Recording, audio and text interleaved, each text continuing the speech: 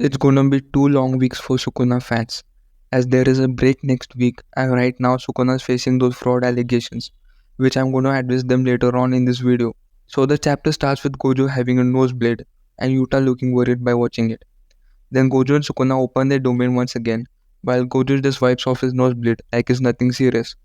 In my opinion, this nosebleed might be an indicator that the constant use of reverse curse technique to replenish his burnt out curse technique is taking a heavy toll on his body, as even Yuta expressed his concern in chapter 227 that the reverse curse technique is able to replenish Gojo's curse technique, but it is overwhelming for the body as the body needs time to cool down.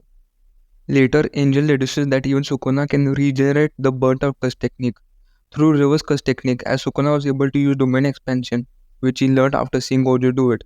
Kusakabe says Gojo should once again has to deal enough damage to Sukuna so that he can't maintain his domain while Sukuna destroys Gojo's domain from outside. Shoko tells Kusakabe to not say like it's unfavorable for Gojo. If Sukuna experiences unlimited words effect for few seconds, he will be incapacitated. Shoko goes on to say if Shrine collapses within 3 minutes, Gojo will win. Love to see that after all these years, she still trusts Gojo and believes in him that he can win the fight. In the next panel, we see Gojo's hand shrouded with cursed energy, which looks quite similar to Yuji's divergent fist. The scene switches to Gojo and Sukuna trading blows with each other. Then Gojo pulls Sukuna towards him and punches him, but Sukuna blocks it. In the next panel, we see both of their domain breaking down, and Sukuna is shown to have suffered a lethal blow to his face.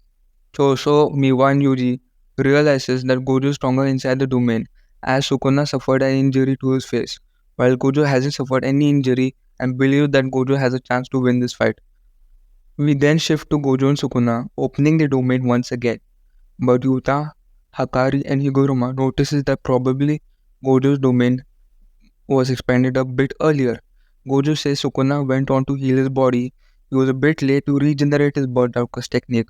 And even though the delay of opening of Sukuna domain expansion wasn't even 0.01 second, the delay was still enough and Sukuna got hit with unlimited word. This goes to show how each and every fraction of second is important in winning a fight among the strongest, and Gojo punches Sukuna in his chest. So as a consequence, Sukuna's Malevolent Shrine collapsed after 2 minutes 40 seconds inside Gojo's barrier. Now Sukuna is finally hit with Gojo's unlimited word. Meantime, Gojo monologues in his head, planning to at least destroy Sukuna's heart, liver and lungs to bring closer to death than Yuji at the juvenile training school. It's great to see that Gojo wants to take revenge for what Sukuna did to his beloved student Yuji in chapter 9. I think Gojo is planning to save Megumi, or at least to recover his body in a single piece. But this might be a risky plan, as Sukuna will be able to use reverse curse technique in the last moment to regenerate himself and attack Gojo, since reverse curse technique originates from the user's brain.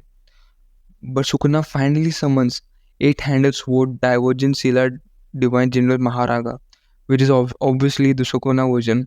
Gojo is surprised and kinda worried, but he quickly gets ready to destroy Maharaga in a single hit before it adapts to unlimited word.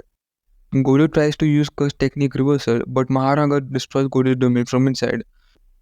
Gojo is shocked to realize that is already adapting to void.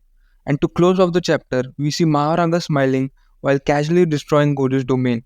This probably means that Sukuna was hiding the Dharma Chakra wheel from Gojo in the shadows and was purposely taking attacks from Gojo so that Maharaga can be adapted to Gojo's curse technique, which then Sukuna can use Maharaga in the right time, like in this chapter. This was a proper, careful, and integrated plan done by Sukuna, which even went under the radar of Gojo's success. Now to address the Sukuna fraud allegations that I see everywhere on social media. Is the king of curse spirits a fraud? Well, I don't think so. In the battle between Jujutsu sorcerers, the one who takes the most advantage of the situation, skill, and abilities will win the fight. Both Gojo and Sukuna, time and time again, showed throughout their fight the efficient use of their surroundings, skills, and abilities. However, Sukuna had the upper hand for most of the time, as Sukuna was planning from the start of the series to take over Megumi and to defeat Gojo. And in my opinion, he has a better IQ than Gojo when it comes to Jujutsu. Also, we cannot deny the fact that Sukuna was the only one who tamed Maharaga and made it its own. Sukuna was the only one in the whole series who was able to move enough to summon Maharaga in the Gojo's domain. Even Maito, And Yogo wasn't able to move inside Gojo's domain in the Shibuya arc. Also, there is a reason why Gege hasn't revealed Sukuna's curse technique and the item which Yorozu gave to Sukuna yet. There is a possibility that these two things might pose a bigger threat to Gojo in the upcoming chapters. Plus, in the battle to death, there is no such thing as fair and square. Sukuna is going to do anything what it takes to win a fight in the most efficient way.